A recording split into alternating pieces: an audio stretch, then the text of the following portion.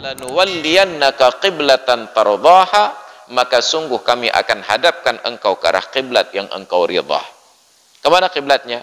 Fawalli wajhaka syatral masjidil haram, hadapkan pandangan wajahmu ke tengah-tengah Masjidil Haram. Maka berbaliklah kiblat umat Islam setelah 17 bulan menghadap Masjidil Aqsa ketika berada di Madinah.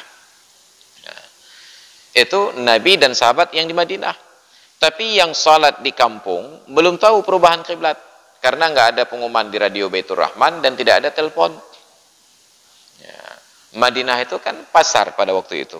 Jadi orang-orang kampung yang datang ke Madinah ke pasar, ketika pulang pada waktu salat asar, lewat masjid kampungnya dan terlihat imam kampung dan warga masih menghadap ke Masjidil Aqsa. Dikatakan, "Hei, kiblat kamu bah. Kan lekede kau cekeung ya, kau Ka'bah." Apa yang terjadi? Sedemikian jujurnya orang yang hidup di zaman tersebut, hanya satu orang yang menyampaikan informasi, mereka yang sedang sholat ini dalam sholatnya mengganti arah kiblat.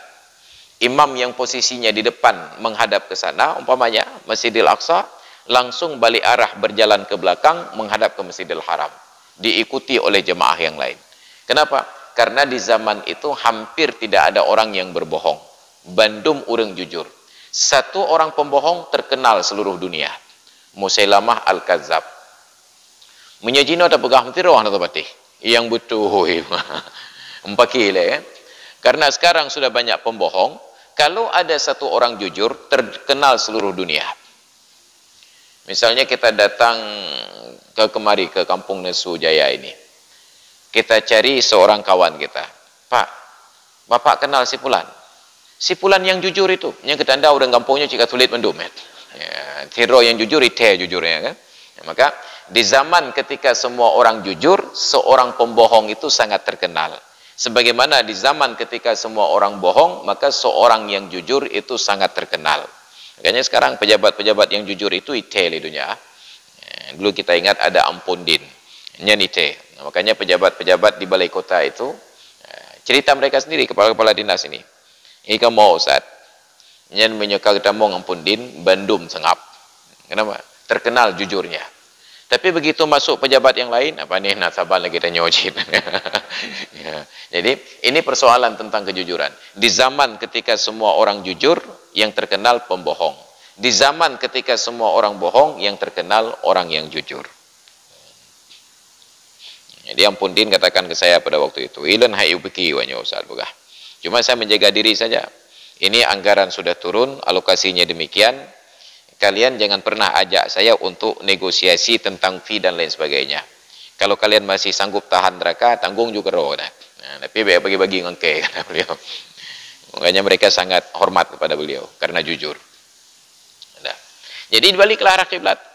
Jadi karena di masjid itu pada satu waktu salat dihadap dua arah kiblat, terkenallah dalam sejarah dengan nama Masjid Qiblatain.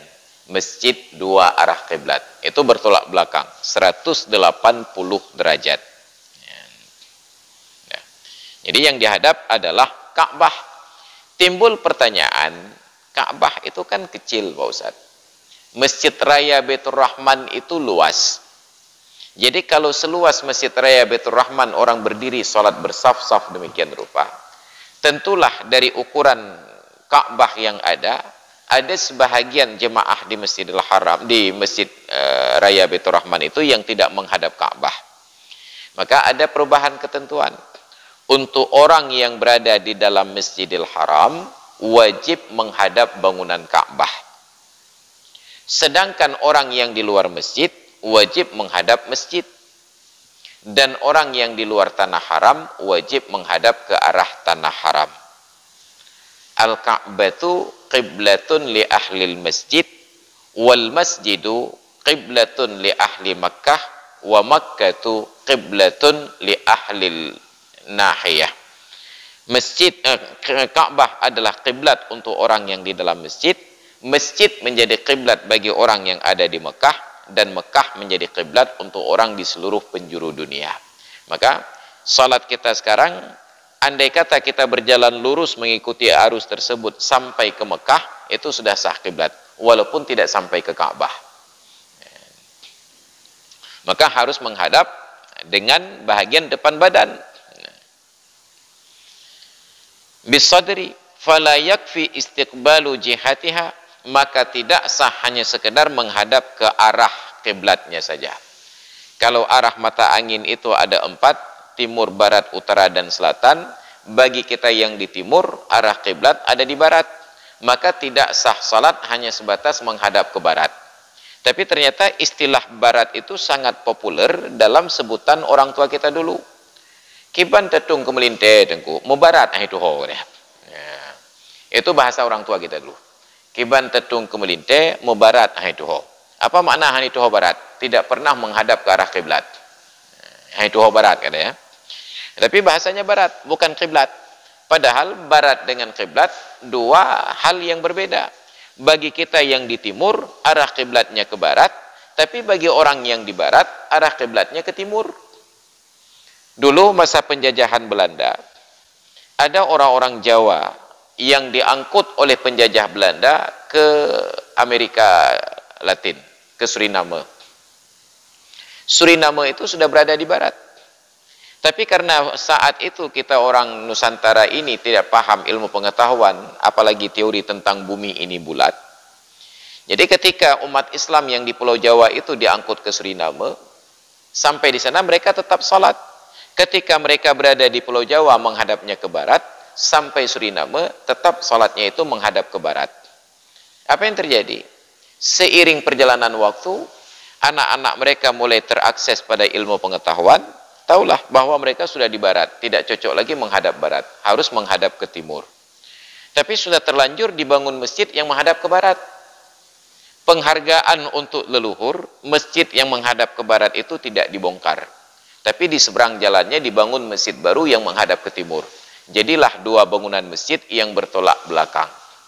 Saya dapat informasi itu sekitar 10 tahun yang lalu, nonton acara menjelang Hari Raya Idul Fitri di sebuah stasiun televisi swasta yang tidak pernah saya tonton lagi di Metro TV.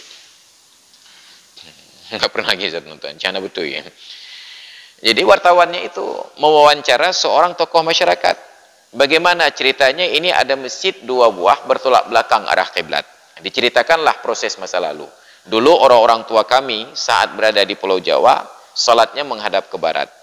Ketika diangkut sampai ke Suriname, mereka masih berpikir kiblat itu di barat. Maka dibangunlah masjid yang menghadap ke barat. Lalu lahirlah kami generasi yang kemudian ini, kami mengakses ilmu dan kami tahu bahwa kami sudah berada di barat. Seharusnya kiblat kami ke timur. Maka kami bangun masjid yang baru yang menghadap ke timur. Rupanya, dua-dua masjid itu tetap aktif. Yang masjid menghadap ke barat ada orang sholat, yang menghadap ke timur ada orang sholat. Dan tokoh masyarakat ini menjadi ustadz dan imam di 2 masjid sekaligus. Maka ditanyalah oleh wartawan, jadi bagaimana Anda memimpin sholat di 2 tempat yang berbeda arah kiblat? Ternyata imam ini sangat ahli. Beliau menjawab dengan diplomatis. Apa kata beliau? Atas dasar teori bahwa bumi ini bulat, saya sholat menghadap ke timur sampai ke kiblat, saya menghadap ke barat juga sampai ke kiblat. Ya, cuma kalau yang menghadap ke arah barat agak sedikit lama sampai ke kiblat. Jio bacun buta kan. Ya, bayangkan, ya, sangat diplomatis jawabannya. Artinya tidak menyalahkan orang yang lain. Yang penting kamu menghadap kiblat.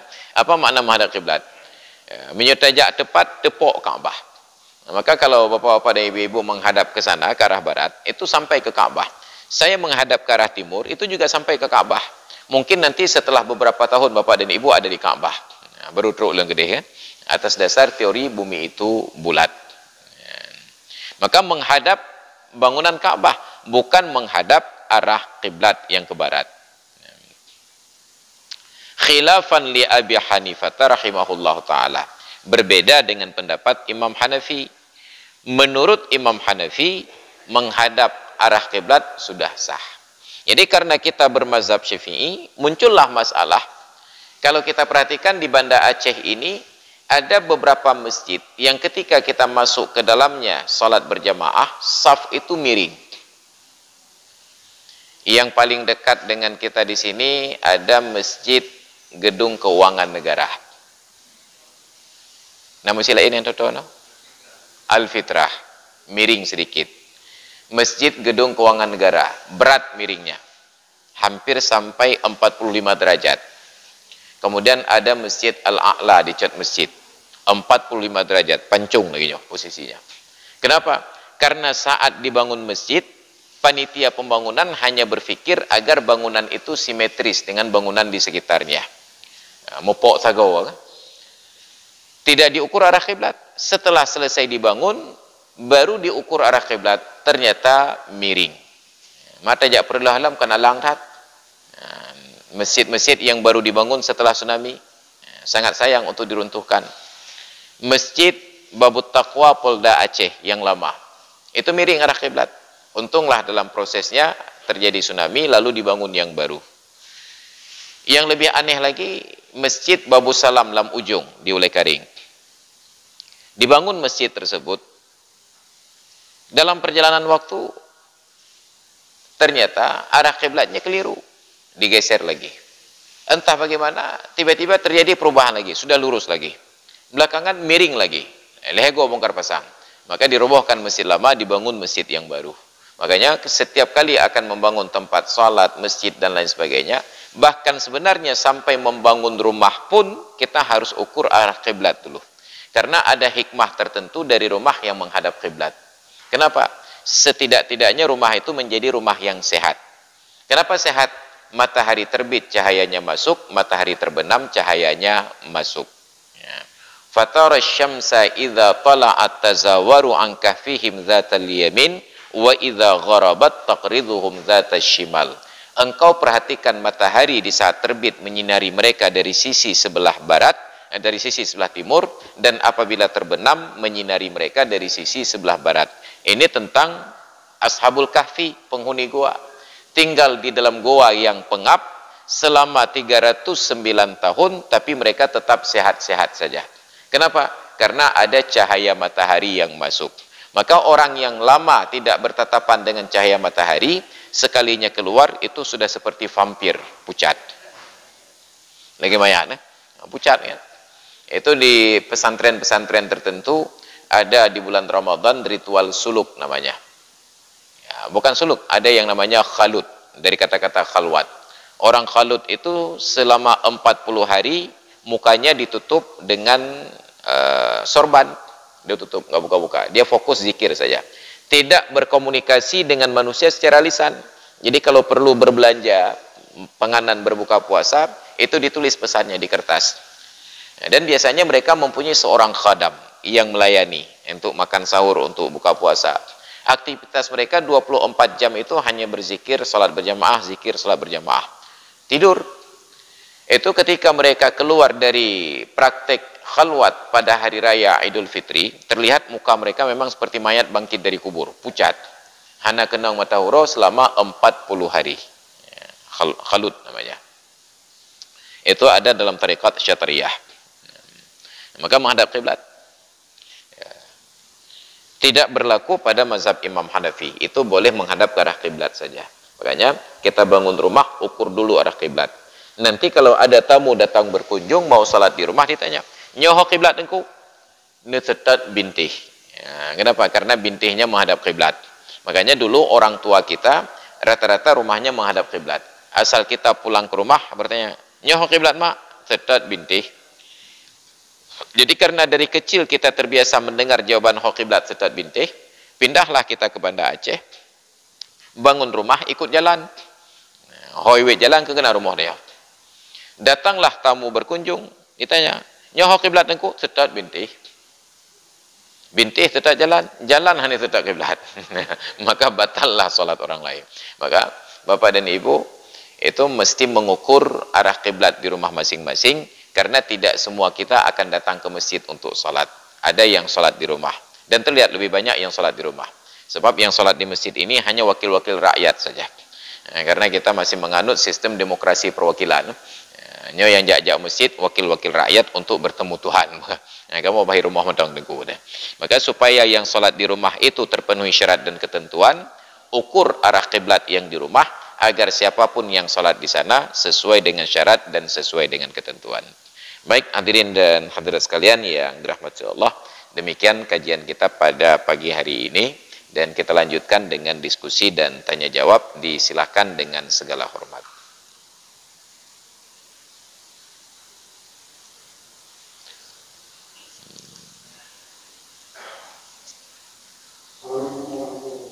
Waalaikumsalam warahmatullahi wabarakatuh.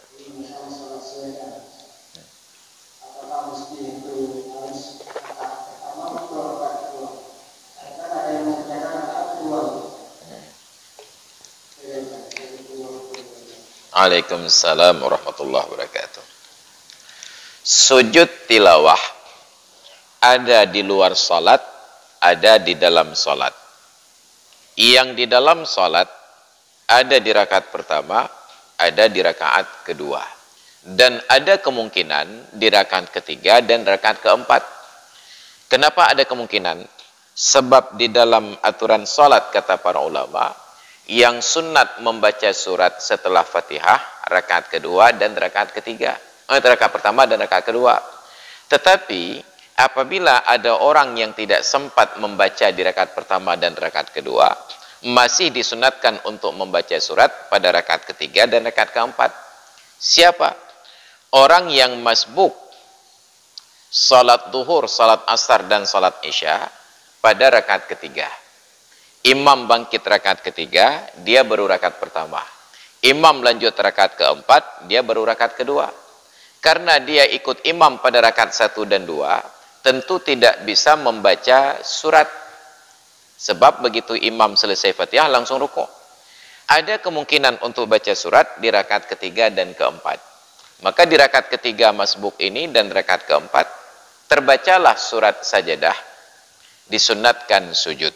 Maka sujud tilawah itu tidak mesti di rakaat pertama. Kapanpun ketemu ayat sajadah, disunatkan sujud tilawah. Tapi praktek biasanya di rakaat pertama.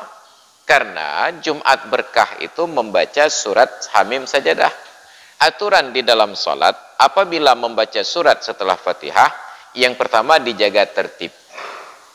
Misalnya rakaat pertama kita membaca surat Al-Fil, maka surat kedua, rakaat kedua surat Al-Quraisy ataupun yang setelahnya, menjaga tertib. Yang kedua, menjaga panjang dan pendek. Rakaat pertama bacaannya sunat lebih panjang daripada bacaan pada rakaat yang kedua. Jadi karena surat Hamim sajadah itu panjang, maka ditempatkanlah pada rakaat pertama.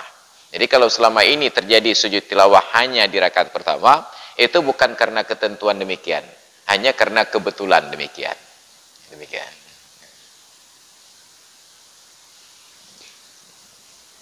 Silakan, mungkin ibu-ibu ada pertanyaan.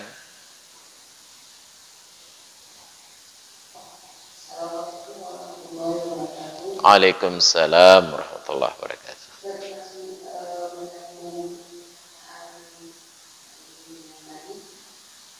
Kalau membaca surat sajadah atau yang ada surat tilawah itu di luar sholat, di luar sholat kita bacaan dengan bagaimana apakah itu tilawah juga, bagaimana caranya?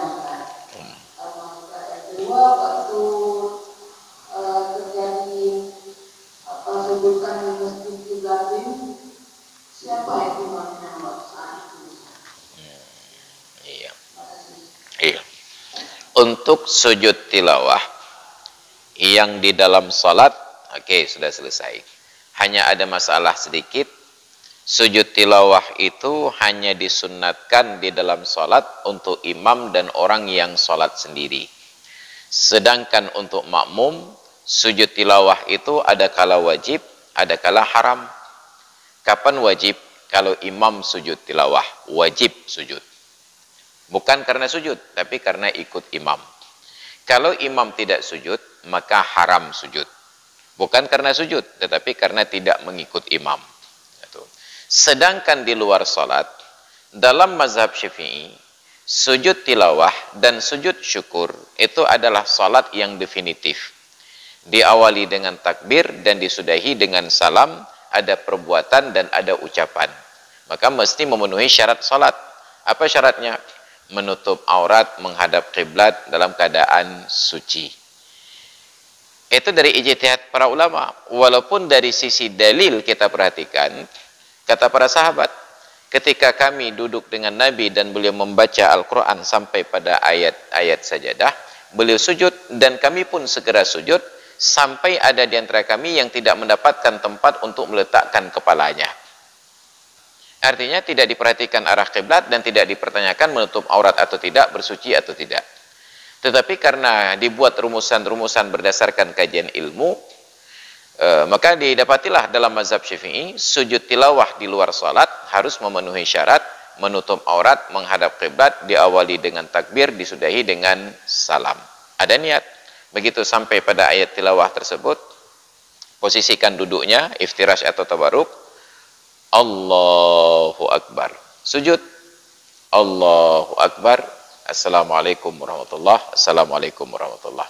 Maka demikian pula sujud syukur, diawali dengan takbir, disudahi dengan salam. Itu dalam mazhab Syafi'i. Sedangkan mazhab lain tidak demikian. Jangankan sujud tilawah, jangankan sujud syukur, bahkan solat jenazah, kata Imam Hambali, itu bukan solat. Maka tidak disyaratkan menutup aurat, tidak disyaratkan bersuci. Kenapa? Itu hanya sebatas doa untuk jenazah. Maka ada perbedaan-perbedaan. Oleh karena itulah saat kita menonton acara pertandingan bola liga-liga tertentu yang ada pemain muslimnya, saat mereka melesakkan bola ke dalam gawang, mereka langsung sujud. Mpingkuyu, alih hau kiblat, alih hau timur, alih hau barat. Alih nak tutup aurat, alih tan. Muka gupingkuyu leh. Menjadi sebuah selebrasi bagi seorang pemain muslim. Kalau yang non-muslim itu kan membentuk palang salib di dadanya. Orang Islam menunjukkan dakwahnya sendiri. Dan ternyata dakwah pemain bola di lapangan itu lebih berhasil daripada dakwah ustadz di atas mimbar. Kenapa? Hanya karena seorang Muhammad berbuat salah. Muhammad salah. Bayangkan berapa banyak orang-orang Eropa yang kemudian terpikat untuk menjadi seorang muslim. Kenapa? Walaupun dia pemain bola kaliber internasional, bayarannya itu sekian miliar per minggu, tapi istrinya itu tetap pakai jilbab dan penampilannya biasa saja. Enggak dandanan menor kayak Ayu Ting Ting. Ya. Jadi dengan penampilan istrinya yang sederhana, mengundang decak kagum wanita-wanita Eropa yang sadar tentang kehidupan berkeluarga, bagaimana istri seorang bintang internasional yang super kaya bisa hidup sangat sederhana. Barulah mereka dapati ternyata Islam itu luar biasa. Jauh sebelumnya ketika Mas'ud Ozil dia main bola, hanya karena dia rutin membaca Al-Quran, kapanpun dimanapun dia baca Al-Quran, ternyata ketenangan sikapnya itu, dia masuk lapangan sambil baca doa, itu juga menjadi sebuah nilai dakwah. Maka banyak ulama-ulama di Mesir ketika bertemu dengan Muhammad Salah ini cium tangannya. Apa kata mereka? Kami mengkaji ilmu, menuntut ilmu puluhan tahun, mendakwahkan ilmu puluhan tahun, tidak pernah berhasil mendakwahkan Islam seperti engkau yang main bola hanya beberapa bulan bisa mendakwahkan Islam. Makanya dakwah itu bukan kewajiban ulama. Dakwah itu kewajiban setiap orang Islam. Selama kita menjadi muslim, akhlak kita itu harus menjadi dakwah untuk orang lain. Jadi tidak boleh berbuat salah karena ada kewajiban untuk berdakwah. Maka ada perbedaan tentang standar bagaimana sujud tilawah dan sujud syukur. Berhubung kita menganut mazhab Syafi'i, tetap berlaku aturan tersebut. Tutup aurat, bersuci, menghadap kiblat, dimulai dengan takbir, sujud, kemudian di dalam sujud sunat untuk membaca sajada wajhiya lilladzi khalaqahu wa sawwarahu wa syaqqa sam'ahu wa basarahu bihaulihi wa quwwatihi fatabarakallahu ahsanul khaliqin. Allahu Akbar. Assalamualaikum warahmatullahi, Assalamualaikum warahmatullahi. Demikian. Yang kedua tadi tentang siapa yang menjadi imam pada saat perubahan arah kiblat di Masjid Qiblatin, itu saya lupa namanya. Karena saya tidak hadir waktu itu. Nanti saya baca lagi dalam sejarah, nanti insya Allah pertemuan Sabtu yang akan datang kita jawab. Siapa yang menjadi imam? Assalamualaikum warahmatullahi wabarakatuh. Waalaikumsalam warahmatullahi wabarakatuh. Pertanyaannya Suji. Apakah hukum memperlama sujud terakhir? Karena dikatakan bahwasanya Rasulullah SAW itu pada salatnya, rukuknya, iktidalnya, sujudnya, duduk di antara sujud itu waktunya hampir bersamaan.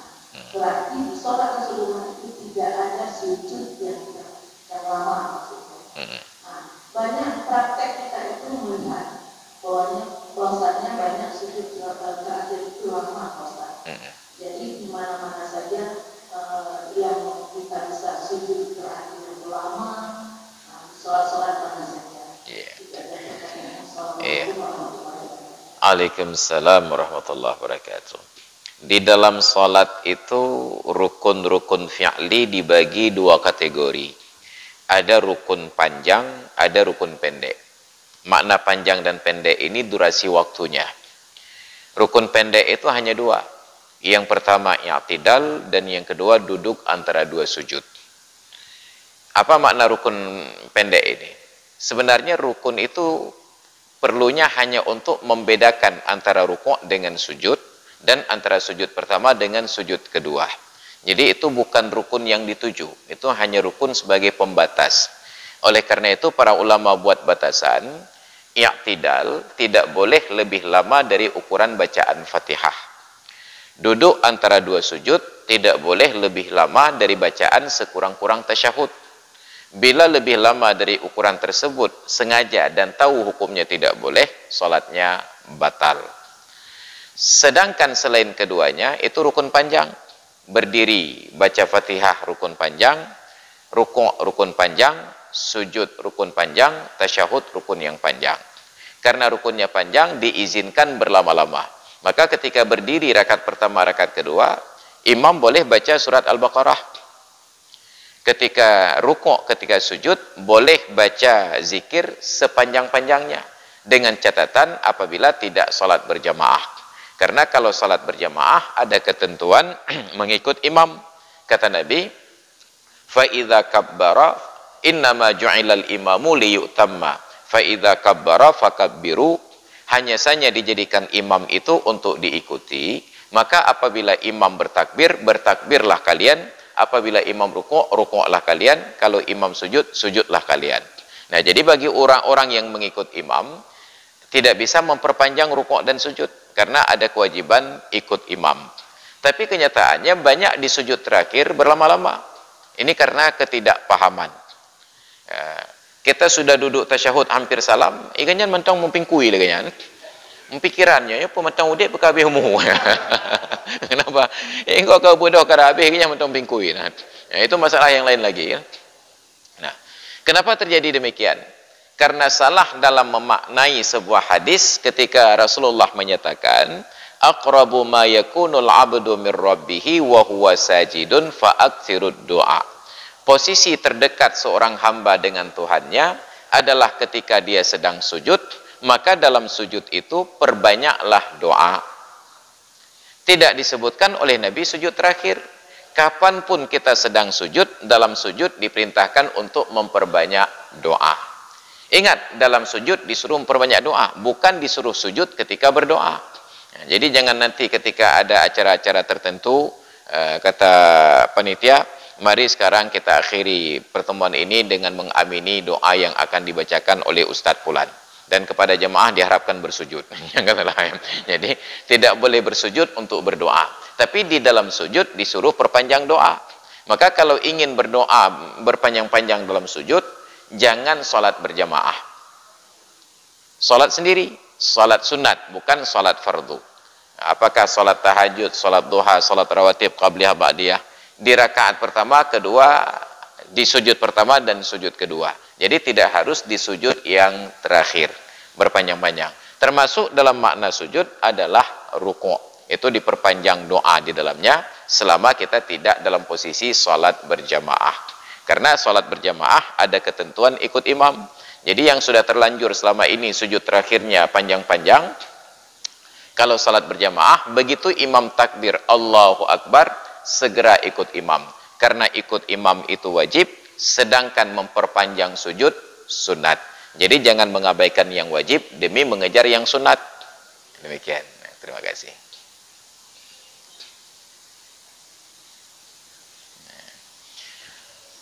Baik ibu-ibu sekalian yang dirahmati Allah, sudah jam 6.45 menit dan tentu di antara kita ada yang punya tanggung jawab mengantarkan eselon 1 menuju ke sekolah-sekolah terdekat.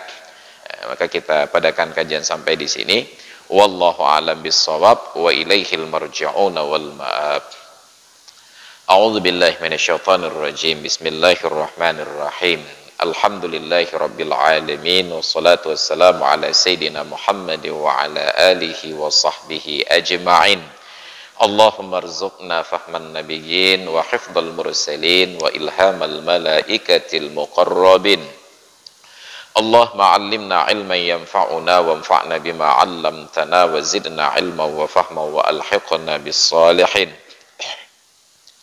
Rabbana ighfir lana dhunubana wa liwalidayna warhamhuma kama rabbayana shighara wa li jami'il mu'minina wal mu'minat wal muslimina wal muslimat al ahya'i minhum wal amwat innaka sami'un qaribun mujibud da'awat ya qadiyal hajat. Allahumma ij'al jam'ana hadza jam'an marhuma wa tafarruqana min ba'dihi tafarruqan ma'suma wa la taj'alna wala fina shaqiyyan wala mahruma. Rabbana atina fid dunya hasanah wa fil akhirati hasanah wa qina adzaban nar. Wa sallallahu ala sayyidina Muhammad wa ala alihi wa sahbihi ajma'in. Walhamdulillahi rabbil alamin. Al-Fatihah. A'udzu billahi minasyaitonir rajim. Bismillahirrahmanirrahim. Alhamdulillahi rabbil alamin arrahmanir rahim maliki yaumiddin. Ihdinas siratal mustaqim siratal ladzina sallallahu ala sayyidina Muhammad sallallahu